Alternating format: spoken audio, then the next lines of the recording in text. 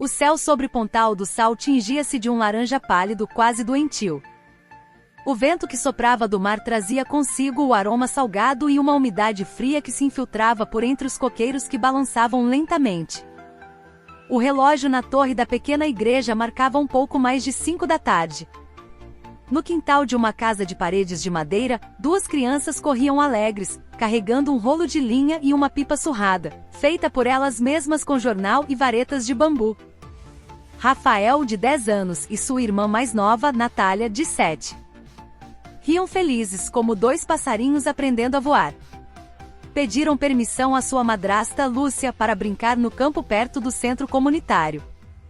A mulher estava estendendo roupas no varal, o rosto marcado pelo cansaço. Olhou para as duas crianças com uma expressão vazia. "Vão, mas não demorem", disse ela com a voz baixa. Rafa sorriu, pegou a mão da irmã e correu para fora do portão de madeira. Lúcia observou as costas dos dois até que desaparecessem na curva da estrada de terra que levava aos canaviais. Ao entardecer, o vento ficou mais frio. No céu, nuvens cinzentas se acumulavam, ameaçando chuva. Da igreja, o som dos sinos chamando para a oração da noite quebrou o silêncio. Os donos das pequenas vendas começaram a fechar suas portas. As outras crianças da vila já tinham sido chamadas para casa. No entanto, mesmo quando o lampião a querosene na casa de João se acendeu, Rafa e Nati ainda não haviam retornado. Lúcia andava de um lado para o outro na varanda. Seus lábios tremiam enquanto chamava baixinho: "Rafa! Nati!" Não houve resposta. Seu rosto começou a empalidecer. Então ela correu para a casa da vizinha, dizendo com a respiração ofegante: "As crianças não voltaram desde a tarde, estou com medo de que algo tenha acontecido." A notícia se espalhou como fogo em palha seca naquela pequena e tranquila vila de pescadores. Em pouco tempo, vozes preocupadas ecoavam pelas ruas. Os homens carregavam lanternas e archotes, as mulheres garrafas térmicas com café quente. O delegado Silva, chefe da pequena delegacia local que morava não muito longe dali, chegou rapidamente. Ele conhecia a família de João há anos. Pousou a mão gentilmente no ombro de Lúcia. "Calma, senhora. Vamos procurar todos juntos."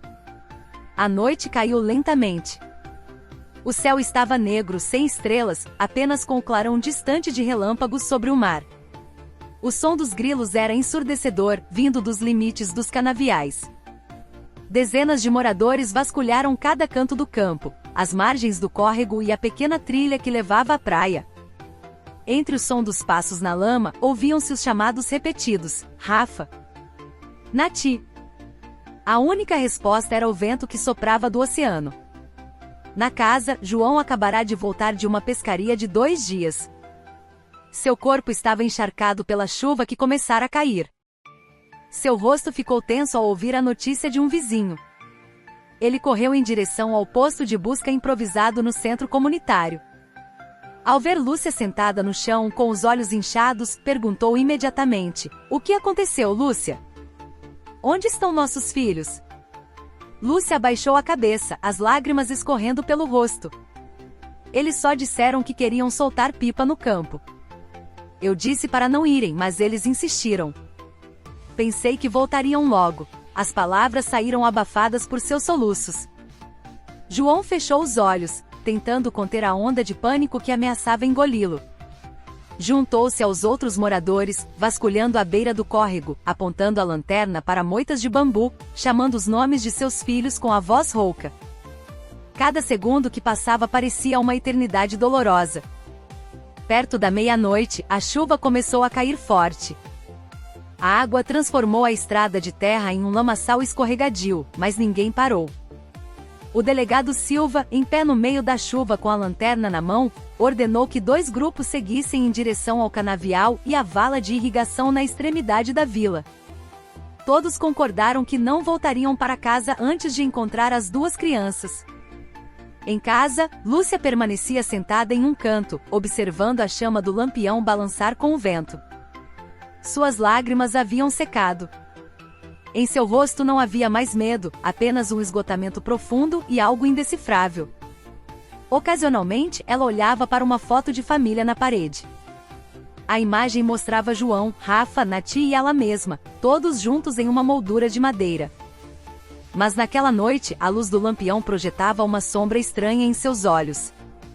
Por volta das 2 da manhã, a chuva começou a diminuir, mas não havia notícias. Um a um, os moradores sentaram-se, exaustos, no posto de busca. O delegado Silva olhou para a vasta extensão dos campos encharcados e sussurrou para seu assistente: se não os encontrarmos até o amanhecer, vamos pedir reforços da cidade. João estava de pé na beira do pequeno córrego. Seus olhos estavam vermelhos e seu corpo tremia de frio. Ele olhava para a correnteza escura, rezando em silêncio. Meu Deus, proteja meus filhos. Ao longe, o vento do mar ainda soprava, trazendo o cheiro de sal e o som das ondas quebrando nas pedras. E naquela noite, entre orações e lágrimas, ninguém sabia que as 2 pequenas estrelas que sempre iluminaram a casa de João haviam se apagado para sempre em Pontal do Sal. A vila, geralmente pacata, havia se transformado em um mar de angústia e preces. Todos esperavam que a manhã seguinte trouxesse boas notícias. Mas por trás da névoa fina e do rugido do mar, o destino já havia escrito sua própria história. A chuva caía cada vez mais forte. No céu, apenas os relâmpagos ocasionais refletiam as sombras das pessoas que caminhavam apressadamente pela estrada de terra. As luzes das lanternas balançavam, cortando a névoa e as gotas de água. Em cada curva, ouvia-se alguém chamando os nomes de Rafa e Nati. As vozes se misturavam com o uivo do vento, criando uma sinfonia noturna de pura agonia. O delegado Silva estava debaixo de um velho pé de tamarindo à beira da estrada. Seu uniforme estava encharcado, o rosto coberto de lama. Ele ergueu um pequeno megafone emprestado do centro comunitário. Sua voz estava rouca de cansaço. Todos os grupos continuem vasculhando na direção do rio. Não deixem de olhar em nenhuma moita ou vala. Os moradores responderam em uníssono com vozes exaustas e voltaram a correr em suas respectivas direções. À beira do canavial, um lampião a gás pendia da ponta de um bambu. Algumas mulheres preparavam café quente e pão debaixo de uma cabana improvisada. João se aproximou, o corpo tremendo. Olhou em direção ao pequeno córrego que agora transbordava com a chuva. A água era escura e a correnteza forte arrastava folhas secas. Ele quis pular e procurar por si mesmo, mas foi contido por seu Antônio, seu amigo de infância. Calma, João. Já enviamos gente até a foz. Seus filhos vão aparecer. Não perca a esperança. João apenas assentiu, os olhos vazios, fixos na escuridão. Em seu coração, as orações fluíam sem cessar. Enquanto isso, no centro comunitário, Lúcia estava sentada em uma cadeira de madeira com um cobertor sobre os ombros. Seu rosto parecia exausto, os olhos vermelhos e inchados. Toda vez que alguém chegava para relatar que não havia resultados, ela abaixava a cabeça e deixava uma lágrima cair. As mulheres da vila tentavam consolá-la. Tenha paciência, mulher. Talvez as crianças só estejam perdidas no canavial. Mas por trás de seu olhar vazio, havia algo que ninguém conseguia decifrar. Perto da meia-noite, um raio atingiu um coqueiro perto da praia. A luz brilhante fez todos pararem por um instante. O delegado Silva gritou para que todos tomassem cuidado.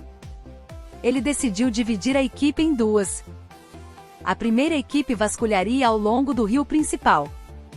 A segunda seguiria em direção à vala de irrigação atrás do canavial, um lugar onde a água costumava transbordar durante as chuvas fortes. O tempo passava lentamente. O relógio no posto marcava um pouco mais de 1 da manhã. A chuva começou a diminuir, deixando apenas uma garoa fina que batia no telhado de zinco. Ao longe, o latido de um cachorro fez algumas pessoas se virarem. Mas não havia nada além da sombra de bananeiras dançando ao vento. João sentou-se no chão, segurando a cabeça. Sentia o peso em seu peito aumentar a cada minuto. Do outro lado, seu Antônio olhava na direção da casa de João, que parecia sombria à distância.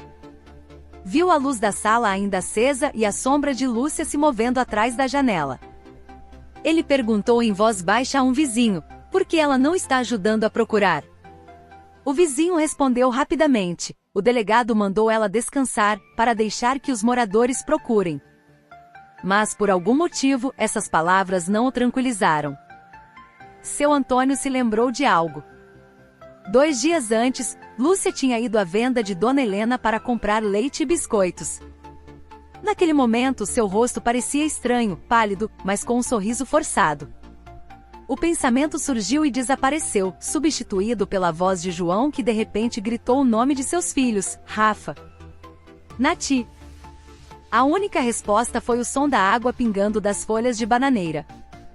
Na igreja, Padre Miguel, que estava rezando desde o início da noite, liderou os moradores em uma oração conjunta. O chão da igreja estava molhado com as pegadas de lama. Do lado de fora, alguns jovens ainda vasculhavam com lanternas ao redor do pátio da escola e do bananal. O som das orações misturado com a chuva tornava a noite pesada e longa. Perto das 3 da manhã, alguns moradores começaram a se cansar. O delegado Silva pediu que descansassem um pouco. No entanto, João se recusou a ir para casa. Ele continuou a caminhar pela margem do córrego, carregando um lampião a gás. A pequena luz amarela dançava sobre a água que corria forte. Toda vez que via algo flutuando, ele corria para perto com esperança, apenas para parar em silêncio ao ver que era apenas um pedaço de madeira ou plástico. Lúcia finalmente saiu de casa. Caminhou lentamente até o centro comunitário. Seu rosto estava pálido sob a luz do poste. Ela perguntou com a voz rouca: "Já tem alguma notícia?" O delegado Silva a encarou por um longo tempo antes de responder: "Ainda não, senhora. Mas não vamos parar até que as crianças sejam encontradas." Lúcia abaixou a cabeça, as lágrimas voltando a escorrer. Mas quando ela olhou de relance na direção do córrego, sua expressão era tão vazia, como se seus pensamentos estivessem em outro lugar. O tempo continuou a passar. Os sinos da igreja soaram para a primeira missa do dia. O céu no leste começou a clarear. Uma névoa espessa cobria os campos e o rio. Os moradores exaustos sentaram-se à beira da estrada. Em seus rostos, a esperança começava a se apagar. O delegado Silva estava na ponte de madeira, olhando para a correnteza forte. Ele sabia que se amanhã chegasse sem notícias, a esperança se tornaria uma longa oração. E quando os primeiros raios de sol surgiram no horizonte, a vila de Pontal do Sal ainda estava em silêncio. Apenas o canto de um galo quebrou a quietude. As 2 crianças que ontem corriam pela estrada de terra haviam desaparecido sem deixar vestígios. No coração de todos restava uma única pergunta suspensa no ar: para onde eles foram? Naquela manhã, a névoa cobria toda a vila. O ar estava úmido, frio e com cheiro de lama molhada. O sol ainda não havia aparecido, apenas uma luz cinzenta se infiltrava por entre os coqueiros à beira do canavial.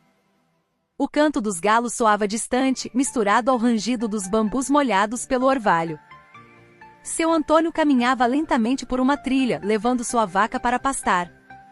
Ele pretendia ir para seu terreno perto da grande vala de irrigação. Ao cruzar uma pequena ponte feita de troncos de coqueiro, seu olhar se fixou em algo entre os aguapés que cobriam a superfície da água. A princípio, ele pensou que fosse apenas um saco plástico que a correnteza havia trazido, mas ao se aproximar, sua respiração ficou presa. Sob a superfície turva da água, 2 corpos pequenos jaziam lado a lado.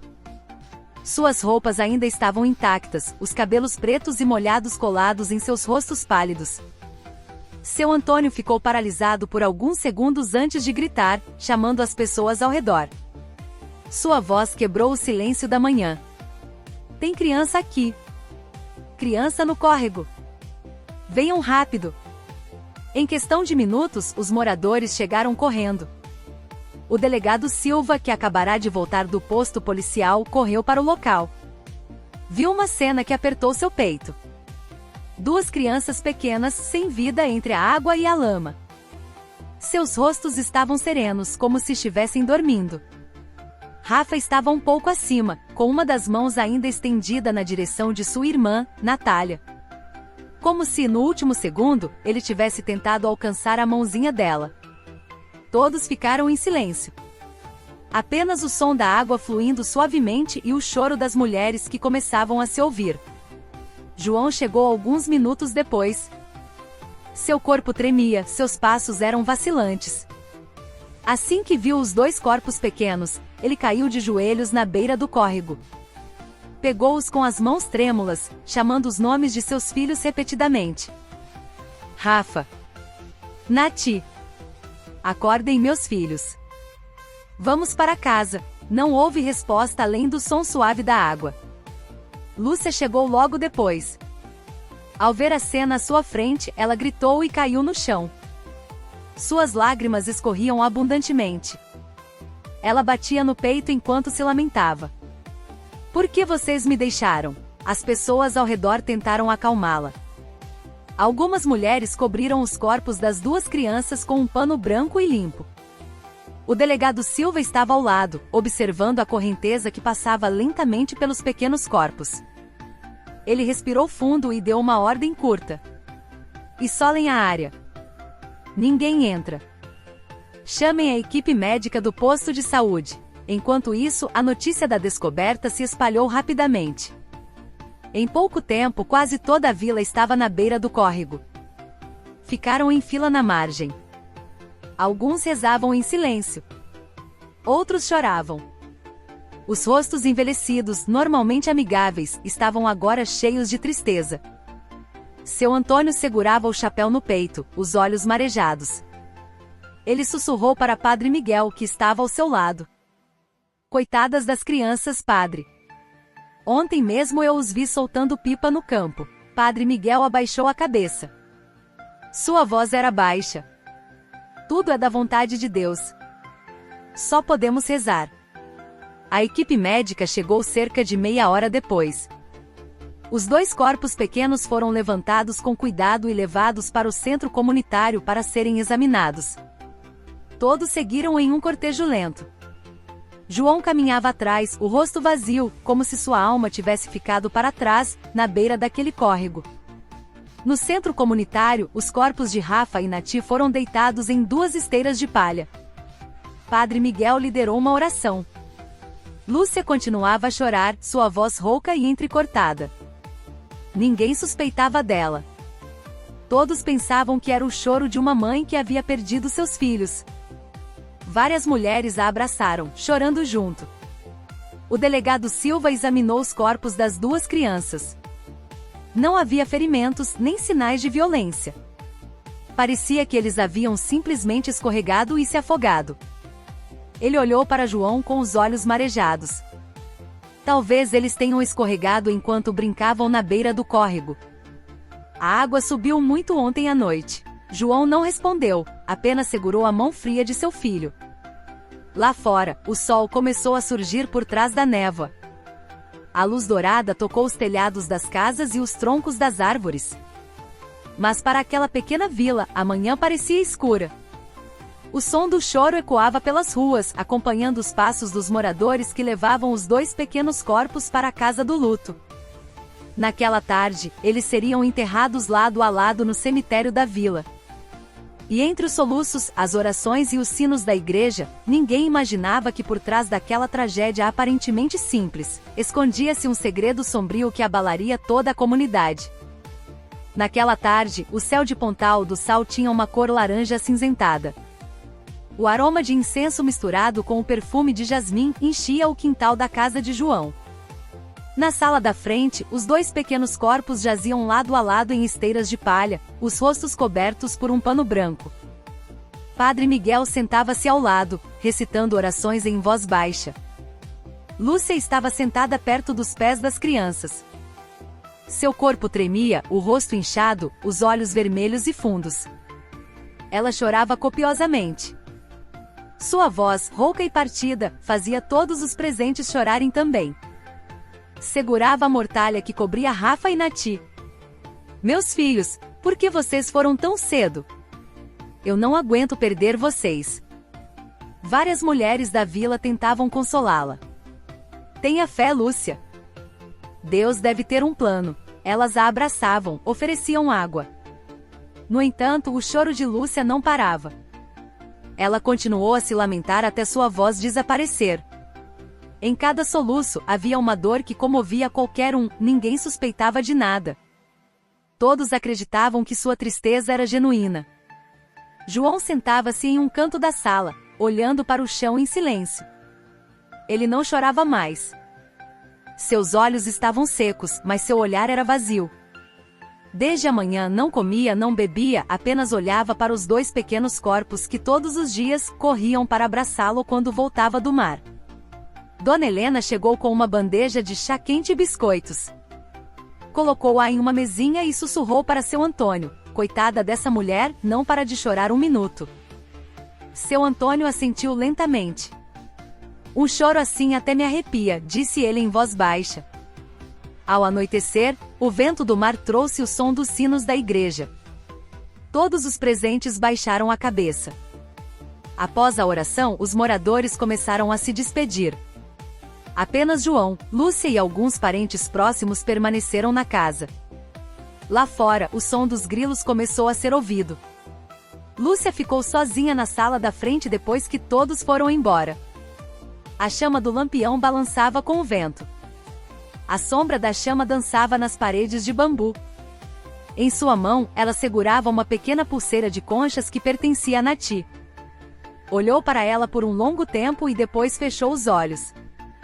Seu rosto parecia exausto, mas por trás da tristeza havia algo indecifrável, como o medo que ela tentava esconder. Seu Antônio passou em frente à casa. Parou por um momento, olhando pela janela aberta. Viu Lúcia ajoelhada no chão, mas não ouviu mais o som do choro. Apenas silêncio.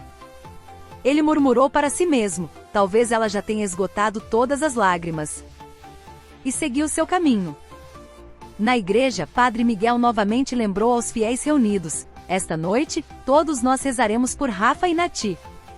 Que ninguém fale mal da família de João. Uma provação como esta pode acontecer a qualquer um. Todos assentiram. Acreditavam que a tragédia fora apenas um acidente. No entanto, no pequeno posto policial na extremidade da vila, o delegado Silva ainda não estava tranquilo. Sentado em frente à sua velha mesa de madeira, ele olhava para o breve relatório que acabará de escrever. Sem sinais de violência, sem testemunhas, mas algo parecia errado. Olhou para o mapa da vila, lembrando-se do curso do córrego de irrigação. A correnteza era forte em direção ao mar. Se as crianças tivessem se afogado em outro lugar, seus corpos deveriam ter sido levados para mais longe. Mas foram encontrados em um pequeno afluente perto do canavial. Ele suspirou. Talvez eu esteja apenas sendo desconfiado demais, pensou. Mas seu instinto de investigador não o deixava dormir naquela noite. Na casa de João, Lúcia ainda estava sentada em frente aos 2 pequenos corpos. Lá fora, o som das ondas batendo suavemente nas rochas podia ser ouvido. Ela observava a luz das velas perto da cabeça das crianças. Seu rosto estava molhado de lágrimas, mas em seus olhos, a luz das velas refletia algo trêmulo, como uma sombra de um passado que ela não queria revisitar. João se aproximou, colocando a mão em seu ombro. Amanhã de manhã, vamos enterrá-los no cemitério ao lado da igreja, disse João suavemente. Lúcia assentiu sem dizer uma palavra. Olhou para as 2 crianças pela última vez naquela noite. Lá fora, a lua apareceu por trás das nuvens. O vento do mar parou por um instante, criando um silêncio estranho. Pontal do Sal adormeceu em luto, e ninguém sabia que por trás das lágrimas de uma mãe, havia um segredo ainda não revelado. Na manhã seguinte ao funeral, o luto ainda pairava sobre a vila de Pontal do Sal. As ruas estavam vazias. Apenas o som dos galos e do vento soprando nas folhas. Na casa de João, o cheiro das flores do velório ainda enchia o ar. Mas em outro lugar, na sala fria do Instituto Médico Legal da cidade vizinha, Porto Belo, os 2 pequenos corpos agora se tornavam a chave para um mistério. O delegado Silva estava em frente à sala de autópsia. Ele viera com 2 jovens policiais. Lá dentro, 2 médicos legistas estavam realizando o exame final antes de redigir o laudo oficial. O médico-chefe, Dr. Alves, olhava para suas anotações com a testa franzida. Balançou a cabeça lentamente. Silva se aproximou. Sua voz era baixa. Algo estranho, doutor? Doutor. Alves respirou fundo. À primeira vista parece afogamento. Mas depois de um exame mais aprofundado, os resultados são incomuns. Olha aqui, ele apontou para os resultados na mesa de metal. Nos corpos das duas crianças encontramos uma pequena quantidade de água nos pulmões. Um sinal de que morreram na água. No entanto, seus estômagos estavam vazios. Apenas resíduos de um líquido doce e pequenos pedaços de biscoito. Não há lama ou água do rio, que geralmente é engolida quando alguém se afoga.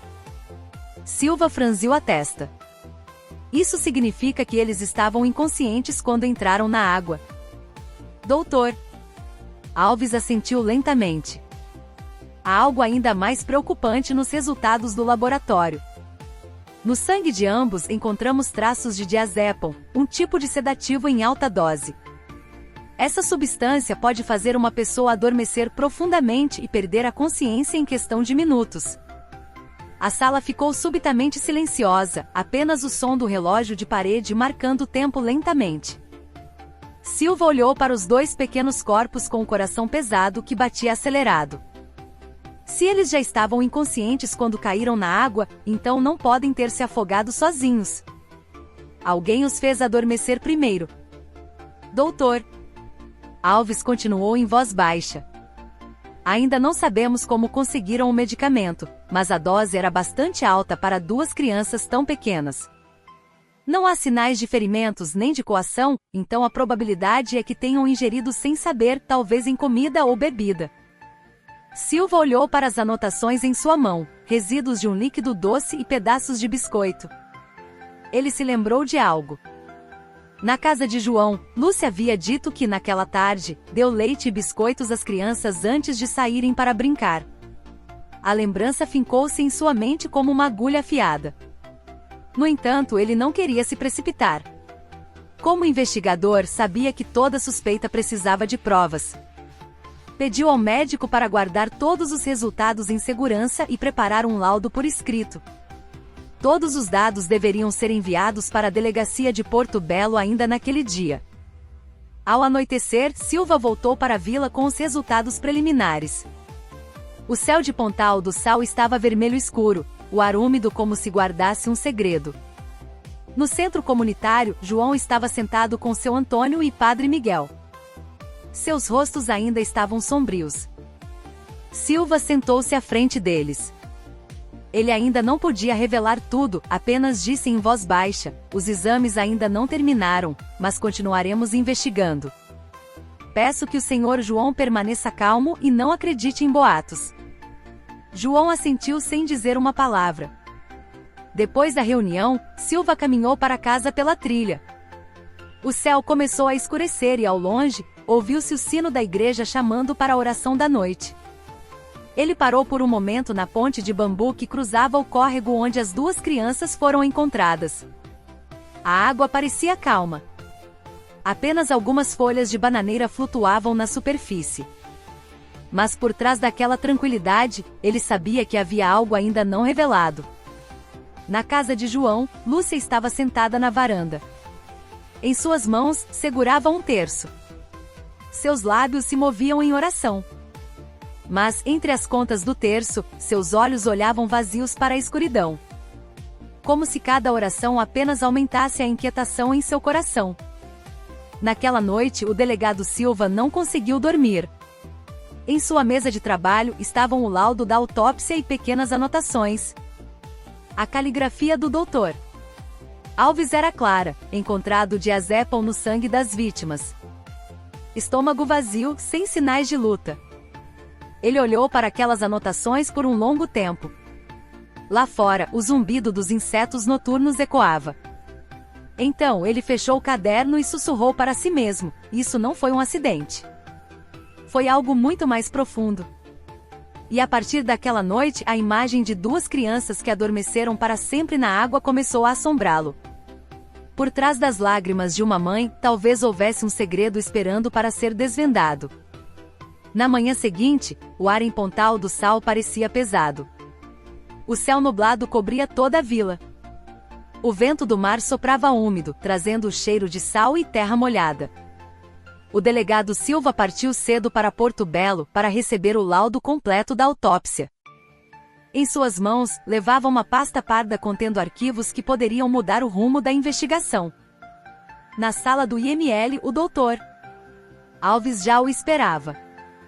Seu rosto estava sério, o som de seus passos ecoava no chão de cerâmica branca. Ele entregou o relatório com a mão trêmula.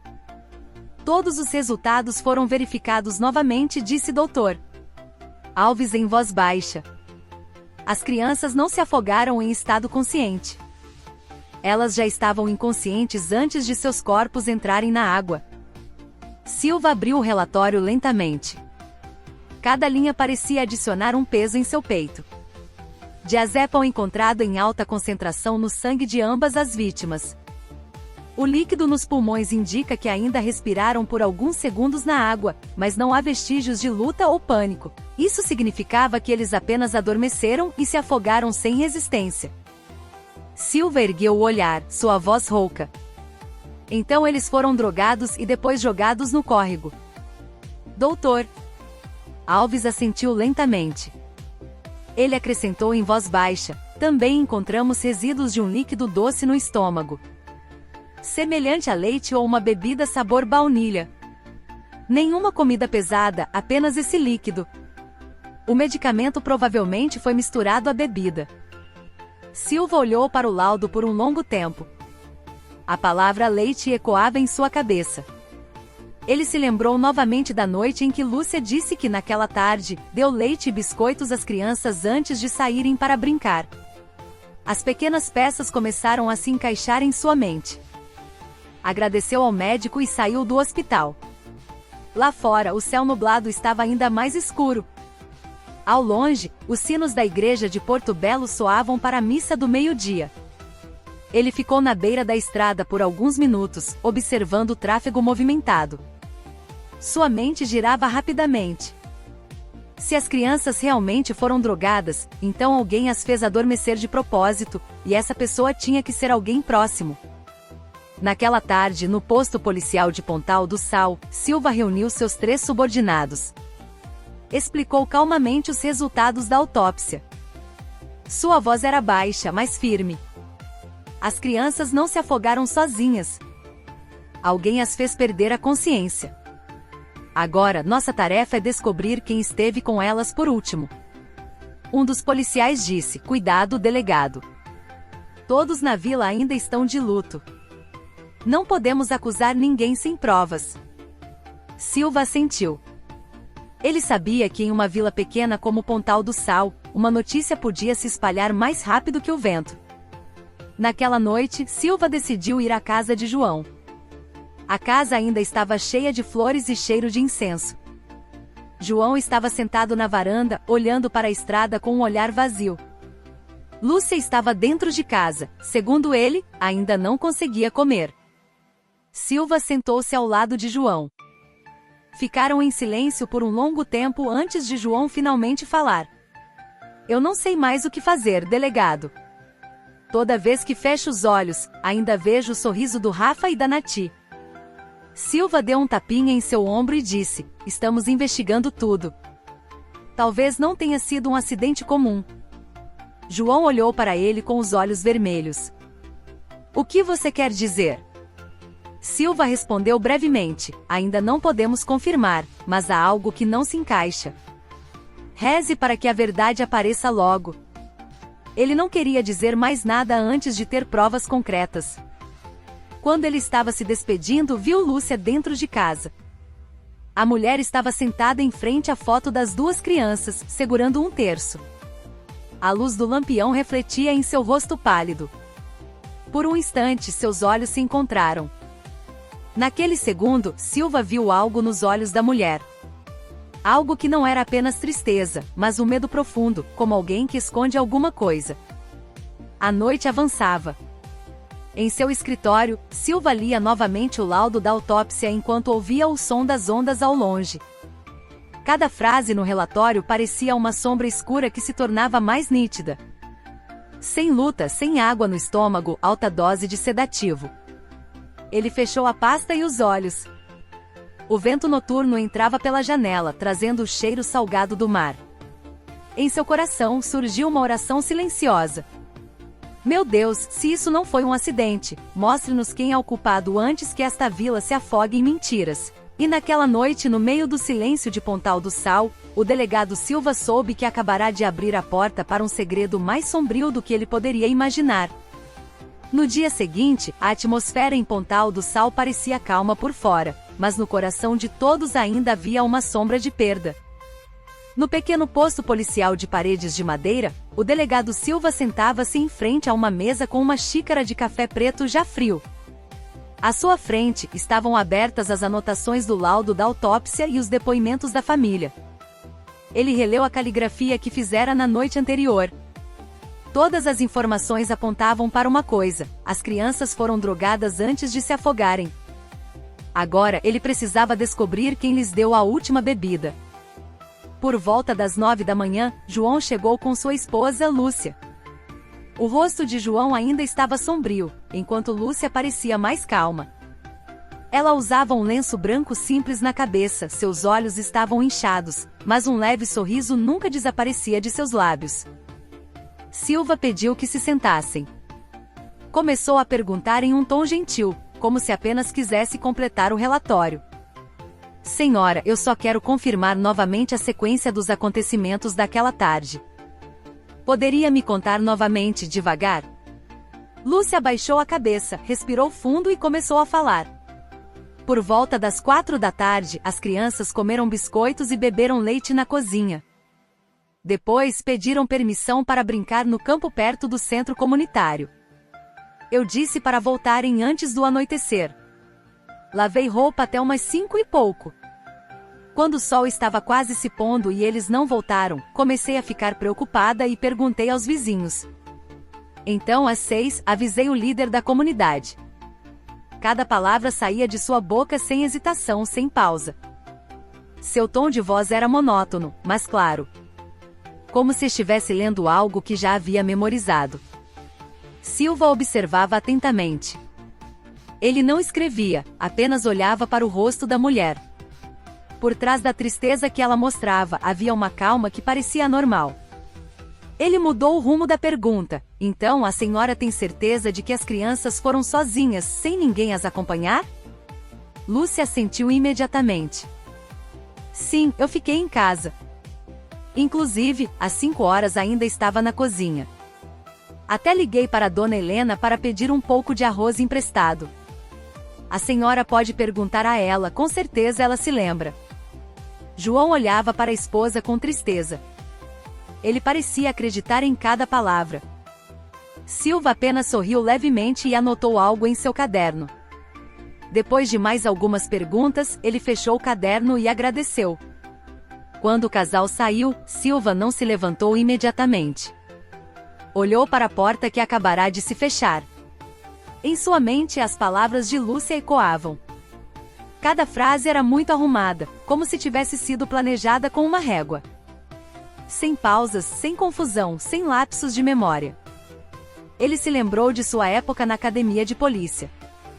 Um de seus professores disse uma vez: pessoas honestas geralmente se lembram das coisas de forma imperfeita. Elas hesitam, pausam, às vezes erram a ordem. Mas pessoas que mentem muitas vezes falam de forma muito clara, muito completa, porque a história já está preparada em suas cabeças. Silva escreveu no canto de suas anotações: palavras perfeitas demais, expressão vazia, tom de voz estável, provavelmente não espontâneo. Ele olhou para o que escreveu por um longo tempo e respirou fundo. No final da tarde, ele decidiu verificar novamente a declaração de Lúcia. Foi até a pequena venda de Dona Helena, à beira da estrada principal da vila. A mulher idosa estava arrumando mercadorias enquanto cantarolava baixinho. Quando Silva a cumprimentou, ela sorriu e o convidou a se sentar. Eu só queria confirmar, senhora. Na tarde em que as crianças do João desapareceram, a senhora recebeu uma ligação da Lúcia por volta de que horas? Dona Helena pensou por um momento e respondeu: se não me engano, por volta das 4h30. Eu tinha acabado de rezar. Ela só perguntou sobre o arroz, disse que queria pegar um pouco emprestado para cozinhar. Silva anotou a hora, 16h30. Então, olhou para a estrada em frente à venda. Dali até a casa de Lúcia não era longe, apenas 10 minutos a pé. Tentou calcular em sua cabeça. Se as crianças saíram às 4, e às 4h30 ela ainda estava em casa, onde elas estiveram durante essa meia hora? Quando ele voltou para o posto, o sol já estava se pondo. O céu sobre a vila estava de um laranja escuro. Pássaros voavam em direção a seus ninhos. Silva sentou-se novamente à sua mesa e olhou para o mapa da vila na parede. Traçou uma linha da casa de João até o campo, e depois em direção ao córrego de irrigação atrás do canavial. A distância não era grande, apenas cerca de 1 quilômetro. Ele sussurrou para si mesmo: se as crianças realmente foram sozinhas, por que ninguém as viu brincando no campo? A pergunta ficou suspensa no ar como a névoa da tarde que engolia a luz do sol. E naquela noite, o delegado Silva soube de uma coisa com certeza. Por trás do choro de uma mãe que parecia perfeito, talvez houvesse uma mentira cuidadosamente elaborada. Naquele dia, o céu de Pontal do Sal estava cinzento. O vento do mar trazia um cheiro de sal e lama que varria as ruas vazias da vila. O delegado Silva estava sentado no posto policial, olhando para a linha do tempo dos acontecimentos em seu caderno. Cada número e declaração parecia uma peça de um quebra-cabeça incompleto. Ele se lembrou das palavras de Lúcia. As crianças saíram para brincar às 4. Ela lavou roupa até às 5. E às 4h30, ligou para Dona Helena para pedir arroz emprestado. Tudo parecia fazer sentido, mas também se encaixava perfeitamente demais. Não havia espaço para coincidências em meio a uma tragédia tão grande. Silva levantou-se, pegou sua jaqueta e saiu em direção à estrada principal da vila. Decidiu falar diretamente com Dona Helena mais uma vez.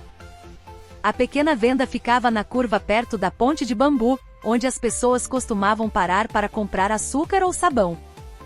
Em frente à venda, um velho pé de manga projetava sua sombra sobre um banco de madeira. Dona Helena estava arrumando garrafas de molho de pimenta em uma prateleira de bambu quando Silva chegou. A mulher idosa sorriu amigavelmente. Delegado, quer comprar alguma coisa? Silva sorriu e sentou-se no banco de madeira. Não, senhora. Eu só queria perguntar mais uma coisa sobre a tarde em que as crianças do João desapareceram. Dona Helena parou por um momento, olhando para longe como se tentasse se lembrar. Ah, sim. Naquela tarde, eu ainda estava aqui, não tinha fechado a venda. O sol ainda não tinha se posto completamente. Eu estava preparando um chá para alguns homens que jogavam dominó aqui na frente. De repente ouvi o barulho de uma moto. Silva se inclinou um pouco para frente. Que cor era a moto, senhora? Dona Helena respondeu rapidamente. Vermelha. Como a moto que a Lúcia costuma usar. Eu reconheço porque a vejo passar por aqui com frequência. Atrás da moto, havia duas crianças sentadas em silêncio. Pareciam moles, com a cabeça apoiada nas costas da mulher. Pensei que estivessem com sono. Silva olhou nos olhos de Dona Helena, certificando-se. A senhora tem certeza de que foi na mesma tarde? Dona Helena assentiu com firmeza. Claro que me lembro. Naquele dia, a chuva ainda não tinha caído, o ar estava muito quente. Eu tinha acabado de regar as flores na frente da venda. Quando a moto passou, eu até acenei. Mas a Lúcia não olhou, apenas abaixou a cabeça e acelerou. A voz da mulher idosa tremeu um pouco. Eles foram na direção oeste para a estradinha que leva ao canavial e ao córrego de irrigação. Depois disso, não os vi mais. Algumas horas depois, ouvi a notícia de que as crianças haviam desaparecido. O silêncio envolveu a pequena venda.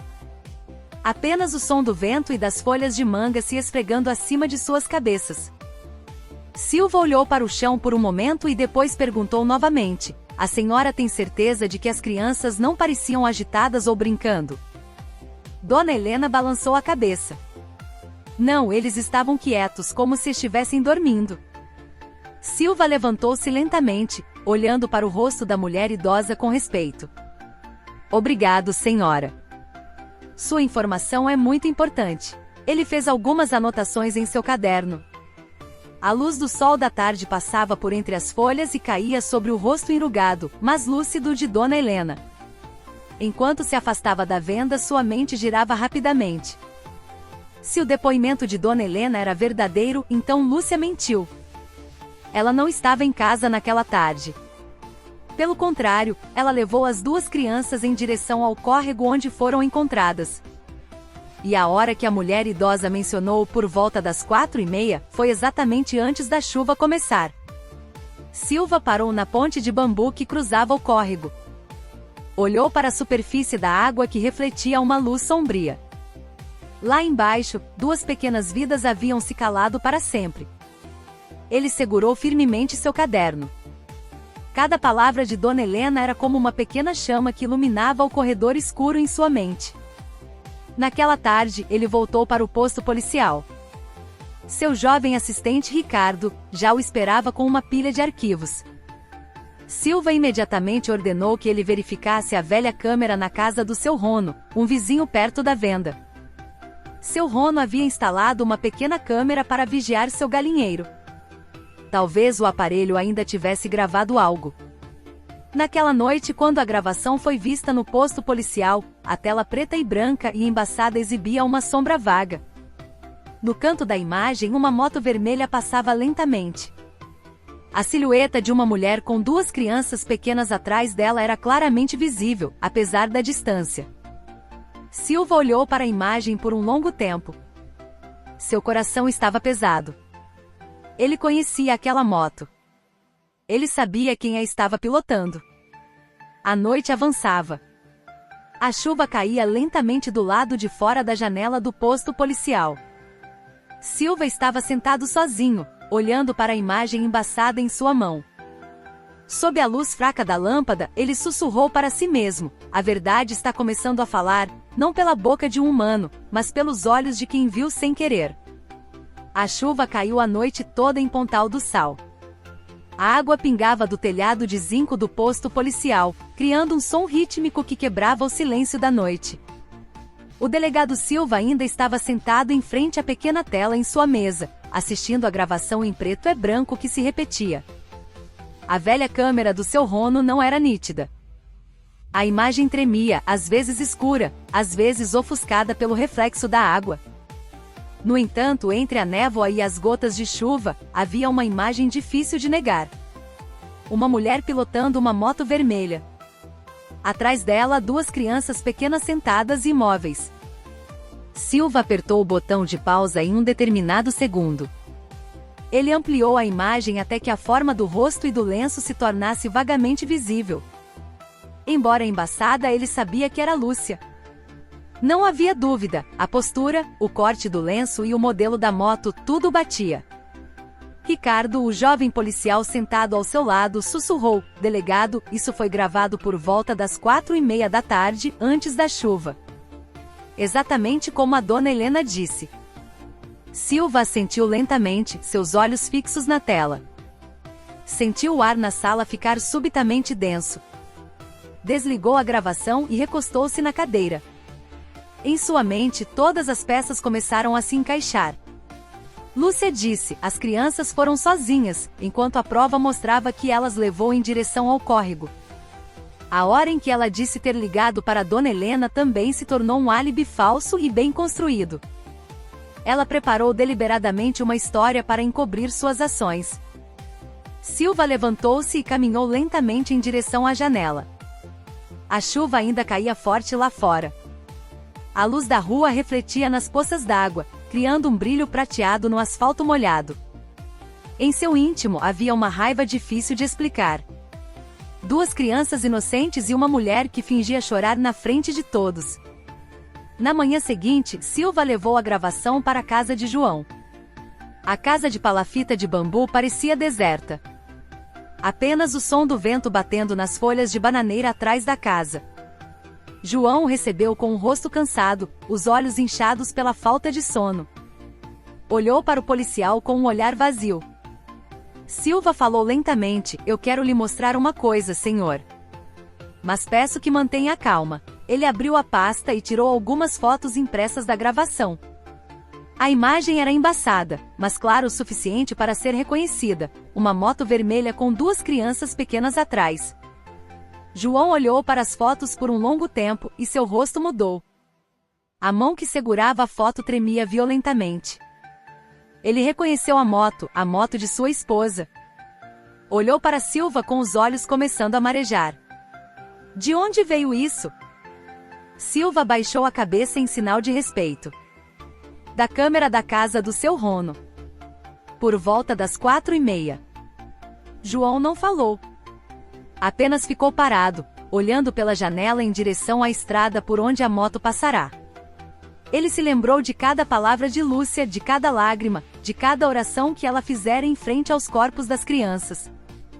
De repente, tudo pareceu vazio. No mesmo momento, na casa de Dona Helena, sua filha Clara estava varrendo o quintal. Ela encontrou algo debaixo de um arbusto perto da cerca. Um objeto pequeno, branco e brilhante. Quando pegou, viu que era uma pequena pulseira de conchas do mar que pertencia a Nati. Ela reconheceu porque via a menina usando-a com frequência. Clara correu para sua mãe, mostrando a pulseira. Dona Helena olhou surpresa. "Esta é a pulseira da filha do João. Como veio parar aqui?" A venda delas ficava de fato no caminho para o córrego. Dona Helena foi imediatamente encontrar o delegado Silva e entregou a pulseira. Ao ver o pequeno objeto, Silva sentiu um arrepio. A pulseira perdida agora se tornava uma testemunha silenciosa de que as crianças realmente passaram por aquela estrada com alguém. Ele guardou a pulseira em um saco de evidências e disse em voz baixa: "Deus sempre nos dá sinais, mesmo que pequenos." Naquela tarde, Silva voltou para o posto policial. Ele fixou as fotos da gravação em um grande quadro negro, junto com o mapa da vila. Lá, traçou uma linha da casa de João até a venda de Dona Helena, e depois em direção ao córrego de irrigação. O ponto final parava onde os dois corpos foram encontrados. A linha era como um fio vermelho que conduzia à verdade. Ele ficou em pé por muito tempo em frente ao quadro, ouvindo o som do vento da tarde que soprava pela janela. O céu começava a ficar vermelho no horizonte oeste. Em seu coração, Silva sabia que a investigação estava chegando ao fim. Mais um passo, e todas as mentiras desmoronariam. Mas na casa de João, Lúcia ainda estava sentada na varanda, olhando para o mar distante. Ela não sabia que sua imagem na moto vermelha havia sido gravada e agora se tornará a primeira prova inegável. Em seu rosto, um sorriso vago apareceu, mas por trás dele, havia uma inquietação que lentamente se transformava em medo. A manhã em Pontal do Sal parecia pesada. O céu estava nublado, o ar úmido, e o vento do mar soprava trazendo um forte cheiro de sal. No pátio do posto policial, o delegado Silva estava com seus dois homens, Ricardo e Marcos. Em suas mãos havia um mandado de busca recém-assinado pela comarca. Hoje eles iriam inspecionar a casa de João e sua esposa, Lúcia. Silva olhou para a estrada de terra que se estendia até a casa de palafita de bambu. Ele não se sentia aliviado, apenas uma tristeza misturada com determinação. Em seu coração, ele rezava para que o que quer que encontrassem pudesse responder a todas as perguntas que pairavam no ar. A casa de João ficava na extremidade da vila, de frente para um coqueiral e um bananal.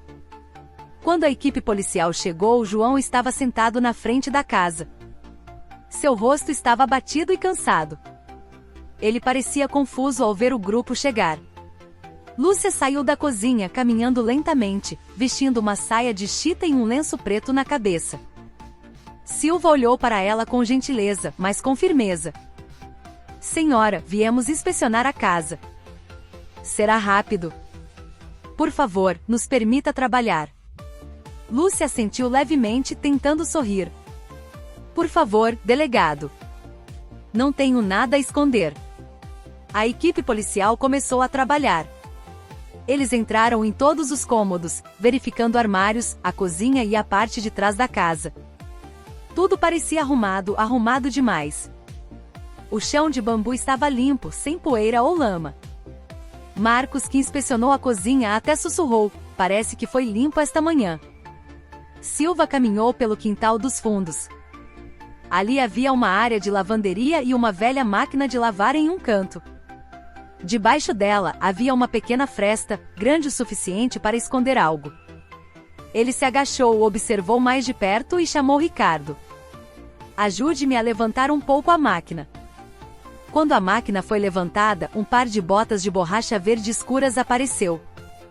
Lama seca estava grudada na parte externa, e parte dela ainda estava úmida na sola. O cheiro de terra úmida imediatamente se espalhou. Silva olhou para as botas por um longo tempo e lentamente as pegou. Ele observou os traços de lama ainda presos, de cor acinzentada, com pequenos fragmentos de folhas de cana e areia fina.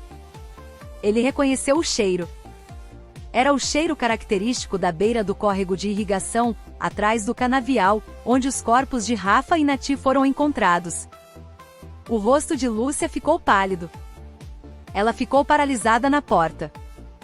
Suas mãos tremiam, segurando a ponta do lenço. João olhou para ela, confuso. "De quem são essas botas?" Lúcia abriu a boca, mas sua voz mal era audível. "São botas velhas, delegado. Eu as uso para ir à horta." Silva permaneceu calmo. Ele sinalizou para Marcos colocar as botas no saco de evidências. Então caminhou em direção a Lúcia. Seu rosto era gentil, mas seu olhar era penetrante. "Senhora, quando foi a última vez que usou estas botas?" Lúcia abaixou a cabeça. "Ontem de manhã, limpei o quintal dos fundos. Mas naquela hora não choveu. A terra não estava lamacenta." Silva não respondeu. Apenas olhou para a mulher por alguns segundos e depois se virou para João. "Senhor, o senhor já viu sua esposa usando estas botas recentemente?" João balançou a cabeça. "Não, eu raramente estou em casa. Geralmente, só eu uso botas quando vou para o mar, não ela." A casa ficou em silêncio, apenas o som do vento passando pelas paredes de bambu. Lúcia baixou a cabeça ainda mais. Suas mãos apertavam firmemente a saia de chita em seu peito. Após o término da busca, a equipe policial saiu da casa, levando as botas como prova. João ficou na varanda, observando-os partir com um olhar vazio. Lúcia ainda estava lá dentro, sentada em uma cadeira com o rosto pálido. Ao longe, ouviu-se o sino da igreja para a missa do meio-dia, quebrando o silêncio que pairava. No posto policial, Silva colocou as botas sobre a mesa. Ele examinou novamente a lama presa na sola. Os fragmentos eram idênticos ao solo ao redor do córrego. Ele decidiu enviar uma amostra para o laboratório da comarca para confirmar a correspondência do conteúdo mineral e do solo. Naquela noite, a chuva caiu forte. Silva estava sentado sozinho em seu escritório. A chama do lampião balançava com o vento que entrava pela janela entreaberta. Sobre a mesa, as botas, envoltas em plástico transparente, pareciam um objeto comum. Mas para Silva, elas falavam. A lama em suas solas guardava uma verdade que não podia ser escondida. Ele fechou os olhos por um momento, ouvindo o som da chuva. Em seu coração, ele sabia que o próximo passo seria decisivo. Ele prometeu às duas crianças que agora descansavam na terra molhada que não pararia até que a verdade viesse à tona. 2 dias após a busca, a atmosfera no posto policial de Pontal do Sal era diferente. O grande quadro na parede, antes cheio de linhas vermelhas, agora estava coberto de provas e anotações. Cada foto, cada registro de tempo, cada pequeno objeto começava a se conectar, como as peças de um quebra-cabeça que finalmente encontravam sua forma. O delegado Silva sentava-se em sua velha cadeira de madeira, olhando para o laudo que acabará de chegar do laboratório da comarca. O resultado da análise do solo estava pronto. Ele abriu o envelope lentamente. Seu coração batia rápido. As palavras no papel eram claras e frias. A amostra de lama das botas de Lúcia possui composição mineral e conteúdo orgânico idênticos ao solo da margem do local onde as duas crianças foram encontradas. Não há a menor diferença. Silva fechou os olhos, respirando fundo. A frase soou como um sino marcando o fim de todas as suposições. Não havia mais dúvidas, nem outras possibilidades. Todos os caminhos, todas as pistas, todas as provas agora apontavam para um único nome, Lúcia. Ele se levantou e caminhou até o quadro de provas. Lá estavam a foto da moto vermelha, a imagem da gravação da câmera, a pequena pulseira de conchas e a foto das botas ainda cobertas de lama. Abaixo de tudo, a caligrafia de Silva estava escrita em tinta vermelha: uma pessoa que sabe a verdade, uma pessoa que mente. Ricardo entrou com uma xícara de café. Seu rosto estava tenso, seus olhos fixos no quadro. Delegado, então foi ela mesmo? Silva não respondeu imediatamente. Olhou pela janela, onde o céu de Pontal do Sal começava a dourar com o entardecer. Depois de um momento, ele disse em voz baixa: todas as provas apontam para ela. Mas não podemos contar apenas com as provas. Precisamos ouvir a confissão dela. Naquela tarde, uma pequena equipe foi formada. Eles levariam Lúcia para a delegacia da comarca para um interrogatório mais aprofundado. A intimação oficial já estava pronta. O próprio Silva a assinou. Sua caligrafia era firme, mas pesada. Como a mão que escreve a verdade, mas também marca o fim de uma vida. Enquanto isso, na casa de João, o ar estava estranho. Desde a manhã, Lúcia estava mais quieta. Sentava-se na varanda, olhando para os coqueiros ao longe. Às vezes, sorria para si mesma, outras vezes, olhava para o chão vazio. João tentou conversar com ela, mas ela só respondia com monossílabos. Quando o carro da polícia parou em frente à casa, João levantou-se confuso. Olhou para Silva, que desceu com passos calmos. Senhor João, pedimos licença. Precisamos apenas de mais um depoimento de sua esposa. Apenas para esclarecer algumas coisas. João assentiu lentamente. Olhou para sua esposa, que ainda estava sentada na cadeira. Lúcia se virou, o rosto pálido, mas não surpreso. Ela apenas se levantou, ajeitou o lenço e disse com uma voz monótona: tudo bem, eu vou. A viagem para a delegacia da comarca foi silenciosa. O carro se movia lentamente pela estrada empoeirada e pelos campos verdes que haviam brotado após a chuva. Lúcia sentava-se no banco de trás, olhando pela janela. Para ela, os campos que balançavam pareciam as ondas calmas do mar, mas seu coração estava em tumulto.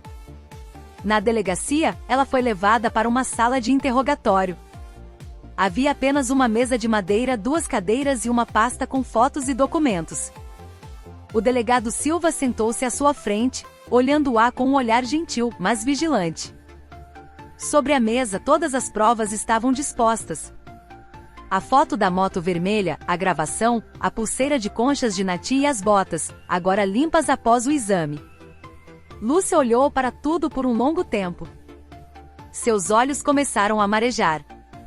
Silva abriu a pasta e leu lentamente: Senhora Lúcia. A análise do solo mostra que estas botas contêm a mesma lama do local da descoberta. A gravação mostra a moto vermelha da senhora passando com as duas crianças por volta das 4:30 da tarde. A pulseira da menina foi encontrada perto da venda onde a senhora foi vista pela última vez. Cada palavra que saía da boca de Silva parecia um golpe. Lúcia abaixou a cabeça, seus lábios tremiam, suas mãos se apertavam no colo. Ela tentou falar, mas sua voz falhou. Eu não sei, delegado. Eu só queria que as crianças estivessem seguras. Silva não respondeu, apenas a encarou por um longo tempo. Em seu coração, ele sabia que a mulher à sua frente estava em uma batalha consigo mesma, entre o medo e o desejo de ser honesta, entre manter a mentira ou confessar a verdade que já a esperava.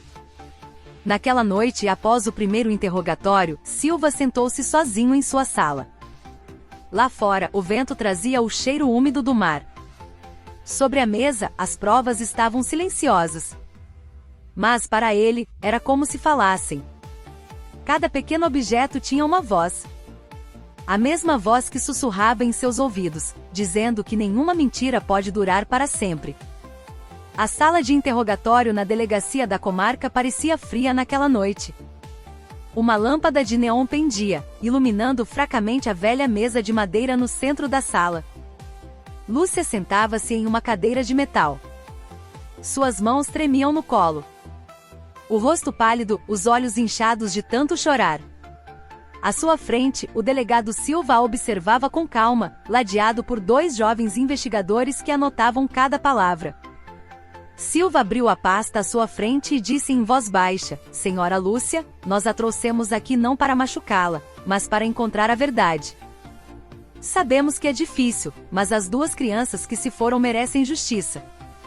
Lúcia abaixou a cabeça, seus ombros tremiam. Respondeu com a voz fraca: "Eu não os matei, delegado. Eu também os perdi. Eu era a mãe deles. Como eu poderia fazer isso?" Silva a encarou por um longo tempo e virou uma página da pasta. Sobre a mesa, as fotos das provas estavam organizadas. A foto da moto vermelha, a pulseira de conchas, as botas com lama e o laudo do laboratório mostrando o sedativo no corpo das 2 crianças. "Senhora, isso não é uma suposição. São fatos.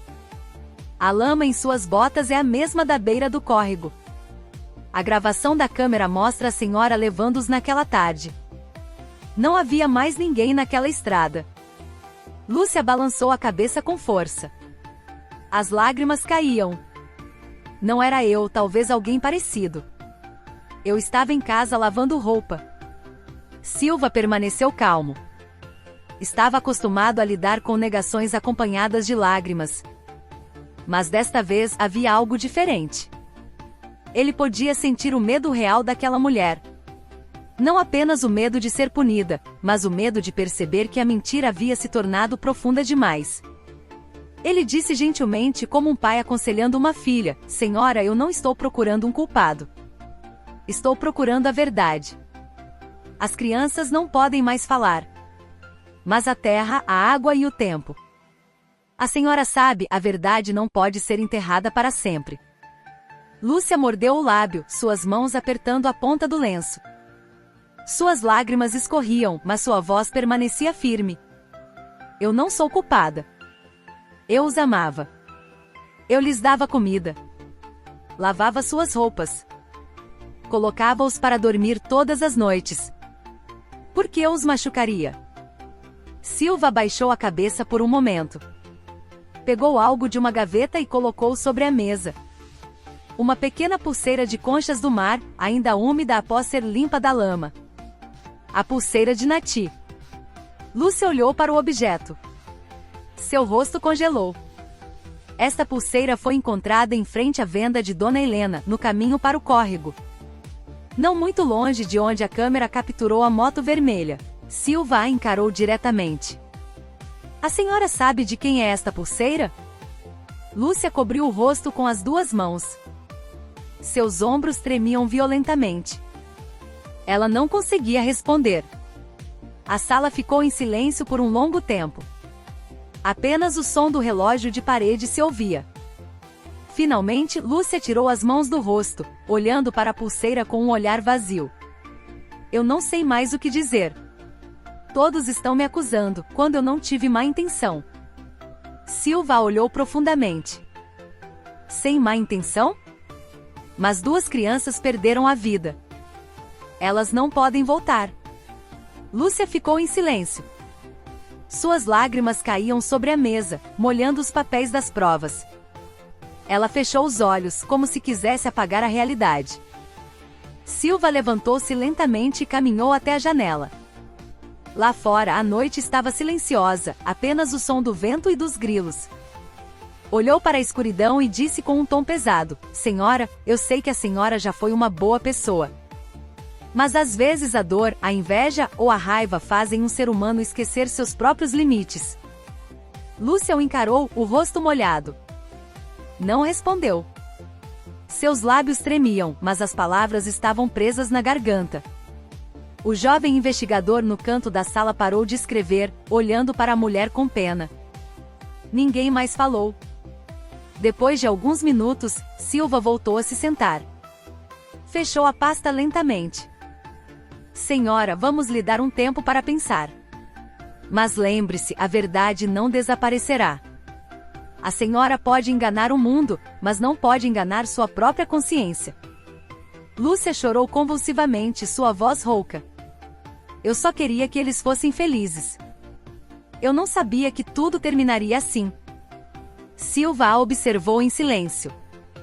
Ele sabia que aquelas palavras não eram uma confissão, mas um sinal de um coração que estava começando a se cansar de mentir.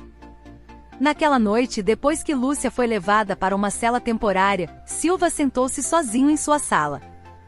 Olhou para a pequena pulseira que ainda estava sobre a mesa. Em silêncio, rezou pelas duas crianças que dormiam na terra molhada e por uma mulher que se afogava na mentira que ela mesma criou.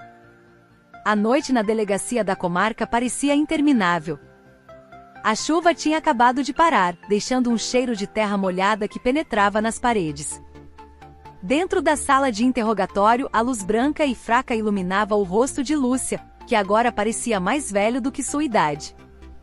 Seus olhos estavam vermelhos, o cabelo sob o lenço, desgrenhado. Já se passavam mais de 7 horas desde que ela se sentara ali, respondendo as mesmas perguntas repetidamente. O delegado Silva ainda estava à sua frente. Seu rosto estava calmo, mas seu olhar era penetrante. Ele não gritava, não forçava. Apenas repetia a mesma frase com uma voz suave. Senhora, se a senhora amava aquelas crianças, diga a verdade.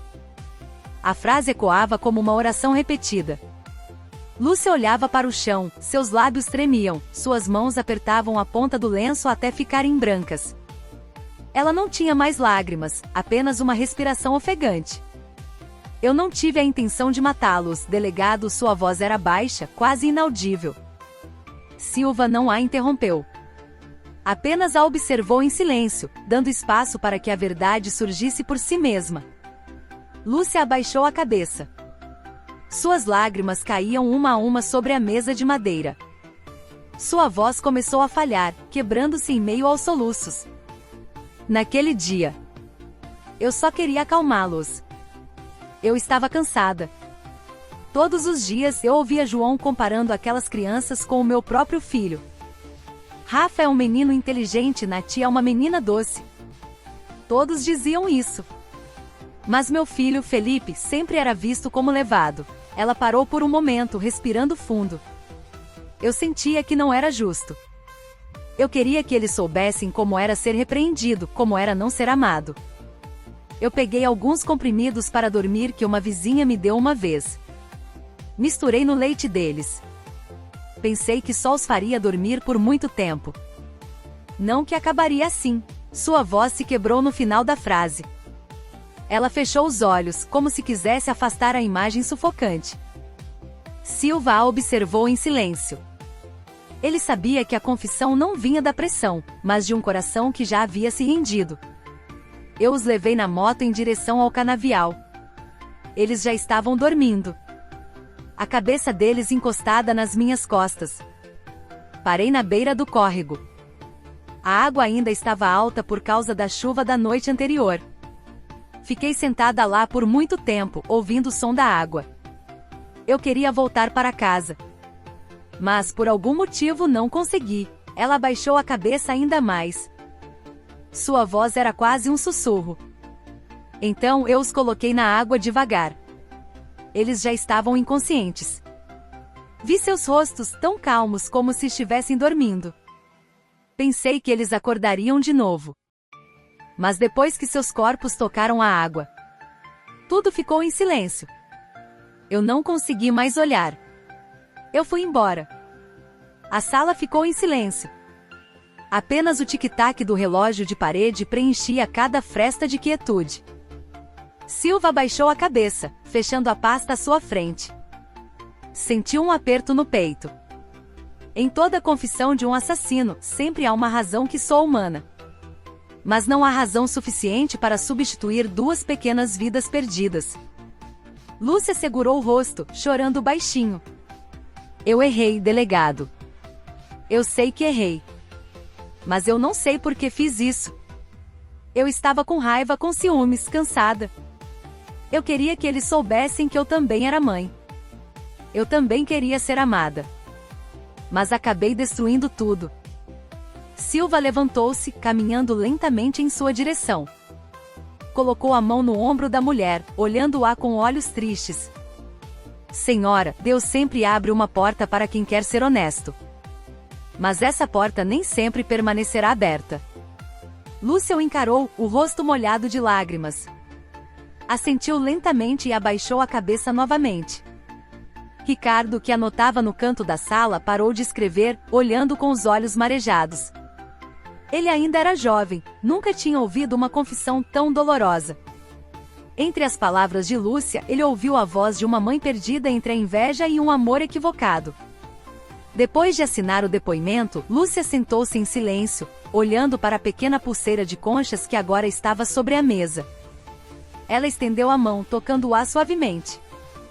Eu fiz esta pulseira com a Nati na praia, naquele dia, disse ela baixinho. Sorriu levemente e abaixou a cabeça novamente e suas lágrimas caíram sem som. Silva ficou perto da porta, observando a mulher pela última vez naquela noite. Em seu coração, ele rezou não apenas pelas duas crianças que haviam partido, mas também pela mulher que agora estava destruída pelo pecado que ela mesma criou. Quando as luzes da sala foram apagadas, restou apenas o som de um choro baixo, que se afogou com o vento noturno de Pontal do Sal. Uma confissão finalmente nasceu de um coração partido, trazendo a verdade, mas também deixando uma ferida que nunca cicatrizaria. A manhã na cidade da comarca parecia pesada. O céu estava cinzento, como se também estivesse de luto pelo que aconteceria naquele dia. Em frente ao fórum, dezenas de moradores de Pontal do Sal se aglomeravam. Não vieram para ver a punição, mas para testemunhar o fim de uma história que, por semanas, ocupou seus corações e conversas. No meio da multidão, João estava parado em silêncio. Seu corpo estava mais magro, o rosto abatido. Ele não dormira desde a noite anterior. Em sua mão segurava um lenço branco que costumava usar para enxugar o suor de seus dois filhos quando brincavam na praia. Agora, o lenço estava molhado de lágrimas. Quando as portas do tribunal se abriram, todos se levantaram. Lúcia foi conduzida para dentro, cambaleante. Usava um uniforme de presidiária, listrado de azul e branco. O rosto pálido, os olhos fundos, o lenço amarrotado. Suas mãos estavam algemadas na frente, mas seus passos eram calmos. Não havia mais choro, apenas um longo silêncio que se estampava em seu rosto. O juiz iniciou a sessão com uma voz firme. Leu a longa acusação, repetindo cada fato revelado na investigação: o leite com sedativo, a moto vermelha na câmera, a pulseira encontrada, as botas enlameadas da beira do córrego. Cada frase soava como uma faca cortando lentamente. Lúcia abaixou a cabeça, respirando fundo de vez em quando. Do outro lado, João sentava-se no banco dos réus com as mãos trêmulas. Toda vez que os nomes de seus filhos eram mencionados, seus olhos ficavam vermelhos. Ele mordia o lábio, segurando o choro que queria explodir. Quando chegou a vez de Lúcia falar, a sala ficou em silêncio. Ela se levantou lentamente, sua voz baixa, mas clara. Eu não posso pedir desculpas com palavras, porque nenhuma seria suficiente para pagar pelo meu pecado. Eu só quero dizer que me arrependo, não por ter sido pega, mas porque só entendi o significado da perda quando já era tarde demais. Algumas pessoas no tribunal baixaram a cabeça. Algumas choravam, outras fechavam os olhos. O juiz a encarou por um longo tempo e depois disse em voz baixa: a senhora está ciente das consequências de seus atos. Lúcia assentiu lentamente. Estou pronta para aceitar qualquer coisa, meritíssimo. O promotor se levantou, lendo a acusação com uma voz firme, mas trêmula. O ato da ré é considerado homicídio qualificado contra duas crianças indefesas. Com base na lei, o Ministério Público pede a pena máxima de 30 anos de reclusão para a ré Lúcia. Um longo silêncio tomou conta da sala. João cobriu o rosto com as duas mãos. Lúcia não se moveu. Apenas olhava para frente. Seus lábios tremiam. Após uma breve deliberação, o júri voltou à sala. Todos se levantaram. A voz do juiz ecoou pesadamente na sala que de repente parecia pequena. Com base nas provas, testemunhas e na confissão da ré, o tribunal sentencia a ré Lúcia a 30 anos de prisão em regime fechado, pela morte de Rafael e Natália. O martelo bateu 3 vezes na mesa. O som ecoou alto, como se fizesse o ar vibrar. João caiu sentado, o rosto coberto pelas mãos. Seus ombros tremiam violentamente. Algumas pessoas correram para ampará-lo. Lúcia fechou os olhos por um momento, uma lágrima silenciosa escorrendo. Ela ergueu o rosto, olhando na direção de João. Seu olhar era vazio, mas suave. Em seu coração, ela sabia que não havia mais palavras a serem ditas, nem tempo para consertar nada. Abaixou a cabeça novamente e foi levada por 2 guardas. Do lado de fora do prédio, o céu começava a garoar. Os moradores da vila estavam parados na calçada. Alguns de cabeça baixa, outros observando em silêncio. Ninguém se atrevia a falar. Uma mulher idosa, Dona Helena, sussurrou baixinho enquanto olhava para o céu. Que pena! Tudo destruído por um coração inquieto. João saiu por último do tribunal. Seu rosto estava rígido, seus olhos vazios. Caminhou lentamente em direção ao carro da polícia estacionado no pátio. No banco de trás do carro, Lúcia estava sentada com as mãos algemadas. Quando o carro começou a se mover, seus olhares se cruzaram por um instante. Não havia raiva, apenas um cansaço profundo. Naquele dia, o tribunal testemunhou não apenas uma sentença, mas a destruição de uma família. 2 crianças pequenas se foram. Uma mãe se perdeu, e um pai viveria com memórias que não poderiam ser apagadas. O céu de Porto Belo naquela tarde estava verdadeiramente escuro. A chuva caía forte, engolindo os passos de todos que deixavam o prédio com o coração pesado. Apenas o som de um trovão ocasional era ouvido, como se fechasse a página sombria de uma história que jamais seria esquecida em Pontal do Sal. 2 semanas após a sentença, o céu em Pontal do Sal clareou novamente. A chuva que caía quase todos os dias finalmente parou. O ar estava limpo, mas o coração de João ainda estava nublado. Ele caminhava lentamente pela pequena estrada que levava ao cemitério da vila, carregando 2 buquês de jasmim branco. Seus passos eram pesados. Como se cada pedra no caminho lembrasse de uma memória. Ao longe, os coqueiros balançavam suavemente com a brisa do mar. Gaivotas circulavam no céu, mergulhando em busca de peixes na foz do rio. O mundo parecia em paz, mas dentro do peito de João, a tempestade ainda não havia passado. Ele chegou ao pequeno cemitério atrás da igreja. Lá 2 lápides brancas estavam lado a lado, simples, mas limpas. Nelas estavam escritos os nomes que apertavam seu peito toda vez que lia: Rafael, 10 anos. Natália, 7 anos. Abaixo, uma frase curta estava gravada: Anjos que dormem em paz. João ajoelhou-se lentamente em frente aos 2 pequenos túmulos. Colocou as flores de jasmim sobre a terra úmida e limpou a poeira da lápide com a ponta do lenço. O sol do meio-dia refletia uma luz dourada na pedra, fazendo-a brilhar suavemente. Ele falou baixinho, sua voz rouca por um choro contido por muito tempo. Rafa, Nati, o pai veio ver vocês. Hoje o céu está claro, mas o coração do pai ainda está nublado. O pai pede desculpas por não estar em casa quando vocês precisaram de mim. Peço desculpas por ter confiado vocês à pessoa errada. O vento soprava suavemente do mar, movendo as folhas dos coqueiros ao redor do cemitério. João abaixou a cabeça por um longo tempo. Fechou os olhos, deixando as lágrimas caírem uma a uma na terra que cobria seus 2 filhos. Entre os soluços baixos, ele se lembrou de todas as memórias. Rafa, que gostava de correr na beira da praia com sua pipa, rindo alto até ficar sem fôlego. Nati, que sempre o seguia, gritando para que o irmão a esperasse. Suas vozes agora eram apenas um eco em sua mente. João respirou fundo e falou novamente mais calmo. Meus filhos, o pai já viu sua madrasta. Ela já recebeu sua punição. Mas no meu coração não há mais raiva. Porque a raiva não vai trazer vocês de volta, não vai curar esta ferida. Ele olhou para o céu, sua voz tremendo. Talvez ela estivesse perdida, talvez seu coração estivesse escurecido pela inveja e pela dor.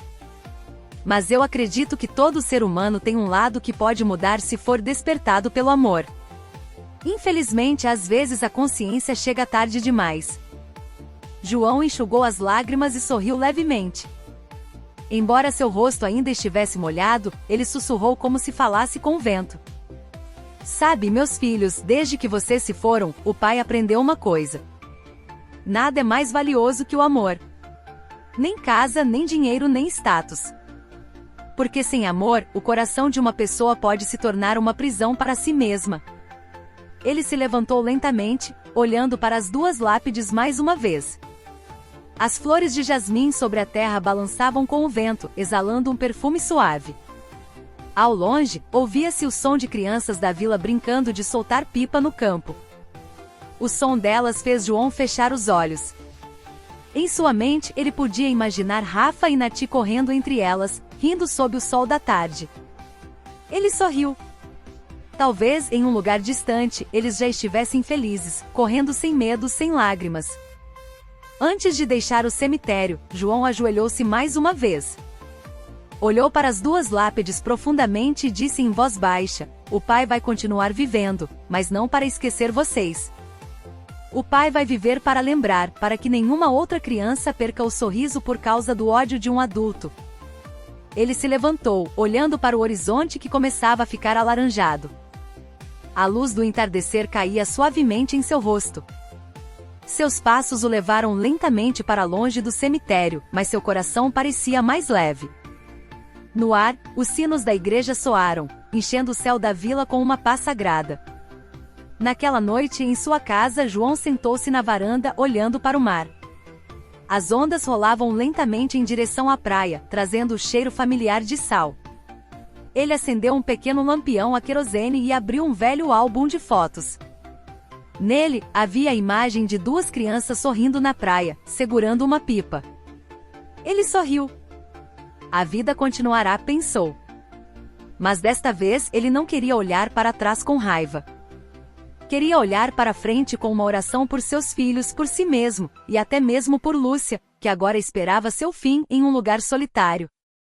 João fechou o álbum e olhou para o mar.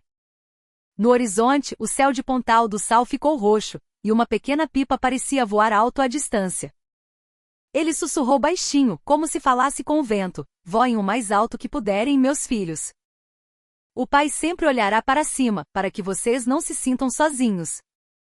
E sob a luz do crepúsculo que se desvaneceu,